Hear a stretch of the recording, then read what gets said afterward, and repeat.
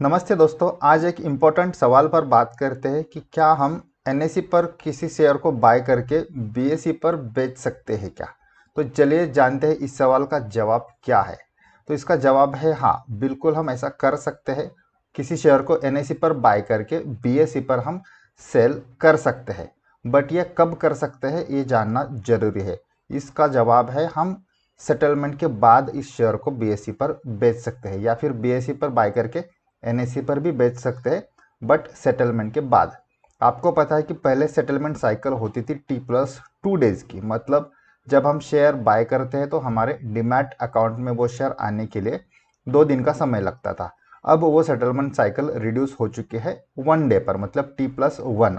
आज हम किसी शेयर को बाय करेंगे तो हमारे डीमैट में वो कल तक आएंगे। तो कल हम उस शेयर को दूसरे एक्सचेंज पर बेच सकते हैं, बट सेम डे दूसरे एक्सचेंज पर बेच नहीं सकते क्योंकि वो उस दिन हमारे डीमैट में नहीं होते हैं। तो इस सवाल का जवाब है यस, हम एक एक्सचेंज पर बाय करके दूसरे एक्सचेंज पर बेच सकते हैं, बट वो शेयर हमारे डीमैट में आने के बाद, मतलब दूसरे दिन। क्रॉस एक्सचेंज ट्रेडिंग में एक सबसे इंपॉर्टेंट कंसिडरेशन ये है कि वो शेयर दूसरे एक्सचेंज पर लिस्टेड होना चाहिए। Not necessary her share her exchange पर लिस्टेड होता है। कुछ शेयर सिर्फ बीएसई पर लिस्टेड होते हैं, कुछ शेयर्स सिर्फ एनएसई पर लिस्टेड होते हैं। तो उस तरीके के शेयर्स में हम क्रॉस एक्सचेंज ट्रेडिंग नहीं कर सकते। वो शेयर दोनों भी एक्सचेंज पर लिस्टेड होना चाहिए, तभी क्रॉस एक्सचेंज ट्रेडिंग पॉसिबल है। अब जानते हैं कि इंट्राडे ट्रेडिंग में क्या हो सकता है। इंट्राडे ट्रेडिंग में क्या हम एक एक्सचेंज पर बाय करके दूसरे एक्सचेंज पर बेच सकते हैं क्या। तो इसका जवाब है नो, इंट्राडे ट्रेडिंग में हम ऐसा नहीं कर सकते। अगर हमने किसी शेयर को एनएसई पर बाय किया और अगर हमने बीएसई पर सेल करने की कोशिश की तो दो अलग अलग ऑर्डर्स ट्रिगर हो जाएंगे, मतलब एनएसई पर बाय के ऑर्डर एंड बीएसई पर सेल के ऑर्डर। और वो दोनों ऑर्डर एक दूसरे के साथ नेट ऑफ नहीं होगी, दो अलग अलग पोजीशंस हमारे अकाउंट में ओपन रहेगी।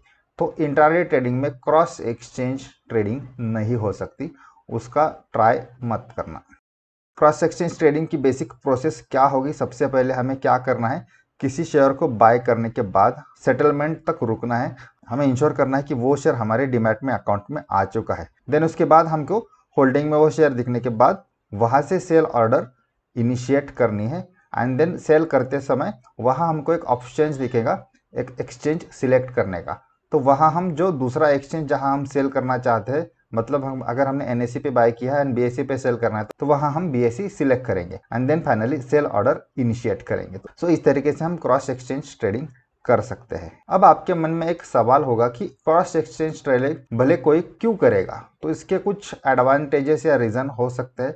सबसे पहला रीजन हो सकता है लिक्विडिटी का। मान लो कि किसी शेयर को हमने एक एक्सचेंज पर बाय किया है बट वहां उस स्टॉक की लिक्विडिटी नहीं है, और अगर वो स्टॉक दूसरे एक्सचेंज पर लिक्विड है जहां बायर सेलर की अवेलेबिलिटी है तो हम वहां सेल कर सकते हैं। तो इस तरीके से दूसरे एक्सचेंज के लिक्विडिटी का फायदा हम ले सकते हैं। दूसरा और एक रीजन हो सकता है आर्बिट्राज का, मतलब एक एक्सचेंज पर कुछ प्राइस है और दूसरे एक्सचेंज पर अगर थोड़ी हायर प्राइस है तो वहां हम हायर प्राइस पर उस शेयर को सेल कर सकते हैं, उस आर्बिट्राज का हमको फायदा मिलेगा। बट वहां अगर हमारे पास एक डिसेंट क्वांटिटी हो तब वो थोड़ा सा प्रॉफिट विजिबल रहेगा, अदरवाइज फिर छोटी क्वांटिटी में वो प्रॉफिट ज़्यादा अट्रैक्टिव नहीं रहेगा। तो थैंक यू फ्रेंड्स, वीडियो को एंड तक देखने के लिए धन्यवाद। वीडियो अगर आपको अच्छा लगा हो तो वीडियो को लाइक करें एंड अपने दोस्तों के साथ शेयर करें। Thank you.